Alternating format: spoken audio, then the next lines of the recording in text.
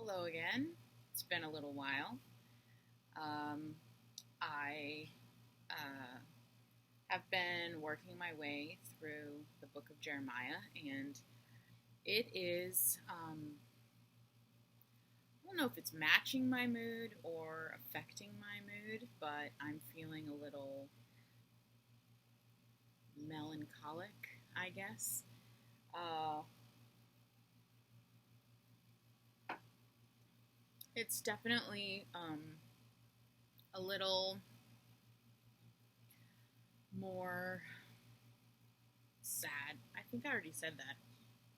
Um, but I wanted to start in chapter 18, um, which is a really famous passage about Jeremiah going to the potter's house. And he sees the potter working at his wheel, and the vessel he was making of clay was spoiled in the potter's hand, and he reworked it into another vessel as it seemed good to the potter to do. And um, I really like that passage because it seems like it is this illustration that kind of sets the stage for what is happening in Jeremiah's life as he's trying to prophesy to the children of Israel. No one likes him. No one wants to listen to him. They, in chapter 18, so that's the beginning, so that's verse 4 of chapter 18. So by chapter 18, verse 18, it says, "Then they said, 'Come, let us make plots against Jeremiah. For the law shall not perish from the priest, nor counsel from the wise, nor the word from the prophet. Come, let us strike him with the tongue, and let us not pay attention to any of his words.'" So Jeremiah is prophesying the destruction of Judah or Israel, whichever one he's in. At this point, I've lost track, but they are going to Babylon. They have not listened to God for so long. This is the punishment that's coming. And no one wants to hear it. And there's all these other prophets that rise up and are like, no, it's going to be fine. God's going to take care of us. The priests, so in chapter 20, Pashhur the priest, who was chief officer in the house of the Lord, heard Jeremiah prophesying, and he beat Jeremiah and put him in the stocks. And they, so it's like escalating. First they're like, oh, we're not going to listen. Then they're beating him. And chapter 20 is this really beautiful, like, psalm-like passage that felt very David to me. But Jeremiah says in verse 9 of chapter 20, "If I say, I will not mention him or speak any more of his name, there is in my heart, as it were, a burning fire shut up in my bones, and I am weary with holding it in, and I cannot." I think that is a very famous passage also that people talk about. And I think in context it's really interesting because when people say that verse, they don't really talk about what is happening to Jeremiah, that even in the face of, I'm getting emotional, oh my god, every time. Even in the face of being like mocked or beaten, threatened by the people God has called him to talk to, he just can't be quiet because it's like burning in him. And it goes on to say, he goes on in verse 14, "Cursed be the day on which I was born, the day when my mother bore me, let it not be blessed." He ends chapter 20 by saying, "Why did I come out from the womb to see toil and sorrow and spend my days in shame?" In a further chapter, it says he's been prophesying for 23 years and no one is listening. And I feel like it makes total sense that Jeremiah and Lamentations feels so sad and mournful, because here's this man who's trying to do what God has told him to do for over 2 decades, and the people that he's prophesying to just will not hear him. Another place in the book, it talked about, which in all of these books of the prophet, there's usually been a mention of having ears but not hearing, or eyes and not seeing, where the prophets are just trying to do what the Lord has said, and the people won't hear. they hear, but they won't listen, or they can see it, but they won't respond to it. And so Jeremiah, I want to stop at, I don't want to go past chapter 23. So 23, at the beginning of 23, there's a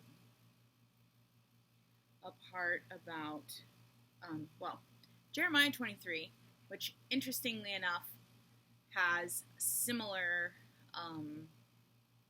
imagery as Psalm 23. It's about shepherds. So, woe to the shepherds who destroy and scatter the sheep of my pasture, declares the Lord. Therefore, thus says the Lord, the God of Israel, concerning the shepherds who care for my people. You have scattered my flock and have driven them away, and you have not attended to them. Behold, I will attend to you for your evil deeds, declares the Lord. Then I will gather the remnant of my flock out of all the countries where I have driven them, and I will bring them back to their fold, and they shall be fruitful and multiply. I will set shepherds over them who will care for them, and they shall fear no more, nor be dismayed, neither shall any be missing, declares the Lord. And the end of chapter 23, he's kind of talking about how the prophets, there's like a lot of issues with false prophets. And they're false prophets because they don't want to hear Jeremiah's destruction prophecy. They're like, oh no, this won't happen, or no, God's going to save us. We'll not have to go into captivity. They are preaching hope and peace, but God is very adamant that what they're preaching is a lie. And at the end of chapter 23, there is a section on the use of the Lord said, the phrase the Lord said, because all of these prophets keep coming and they're like, the Lord said, the Lord told me. And it says in verse 36, but the burden of the Lord you shall mention no more, for the burden is every man's word, and you pervert the words of the living God, the Lord of hosts, our God. God is really upset that these false prophets keep coming and saying, well, the Lord told me. And I don't know, I'm reading this in an effort to kind of see what I think I'm called to do. And there is a lot of me that relates to the idea of saying things that upset people, and people not always feeling comfortable, or people being upset with things. It's really awkward for me, though, to strongly claim that God told me to do things. I don't hear from God. So the one thing that is different from me and all the prophets is they all talk about how the word of the Lord came to Isaiah or Jeremiah or whoever. And we do have a new moon coming up in a couple of days, and maybe the Lord will say something to me this time. But for one, I would say that in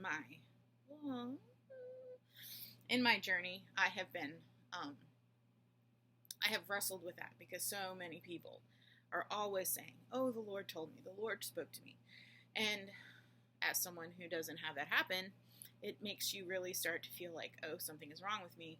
But I also, when I was reading this, was like, wow, I wonder. I mean, I'm not calling people liars, but I'm saying sometimes maybe there's times when people are filling it in like the Lord spoke to me, just to help what they want to do seem right. I don't know.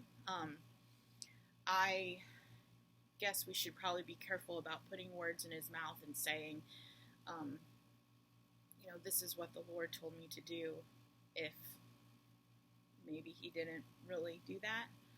And if it directly contradicts, I think what's interesting about the book of Jeremiah is that these prophets are coming from everywhere. It even, it says that they're prophets. So, who says they're prophets? Were they really men of God, but then they weren't listening, so they went astray? Did they just call themselves prophets so that they could have some authority? Did people around them call them prophets? I think it's not helping my vision to understand where I am in life, because there's just so many questions about, who's the real voice of God. And Jeremiah is writing the book of Jeremiah, so of course he puts himself as the real voice of God. We also know that he's the real voice of God because the people did go into captivity in Babylon, and if the other prophets were the true prophets, then there wouldn't have been any captivity. But what Jeremiah said is what came to pass, and but you don't know that until after it happens. So he prophesied for 23 years at least, and then whoever was around by the time they got carted off by Nebuchadnezzar, then they would know, oh, Jeremiah was the one speaking the truth. But until it happened, how did anyone know? And I think it's really interesting because we're really in a time right now of people really worried and not sure about what is true and how to know what is true. And I don't know if I have an answer to that. But I can say that from the book of Jeremiah, what is true is not always the easiest or most peaceful or most desired outcome. Sometimes what is true is the hard road, the painful one that ends in death. I think the book of Jeremiah is a little scary in that respect, and I have actually read ahead of that, but I'm going to do that in my next segment. But I just wanted to share. Jeremiah is really heavy, so I needed to get that part off my chest. Just kind of, I think, going back to the imagery of the potter, it says that the potter, the clay was in the potter's hands, and it wasn't right, and so he had to remake it. And I think sometimes when we feel like we're in the being remade stage, I'm so emotional. I think we feel that we're not in the potter's hands because something bad is happening, like something painful is happening. Just because that's happening and we're being reformed in no way means that we are outside of the hands of God. And I think that's the battle that the people of Israel were having. They thought if God really cared for them, he wouldn't let that happen to them, which is a really common sentiment that we all have, right? If God really loved me, he wouldn't let X happen to me or my family or my loved one or my husband or whatever, my kids. And sometimes it's hard to understand that we're always in the potter's hands. If we're his, he's got us in our hands no matter what's happening. And I also think the harder thing is that the bad things can be good for us. It's pretty counterintuitive, but I don't know.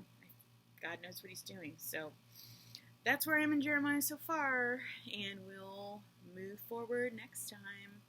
Thanks for watching, guys.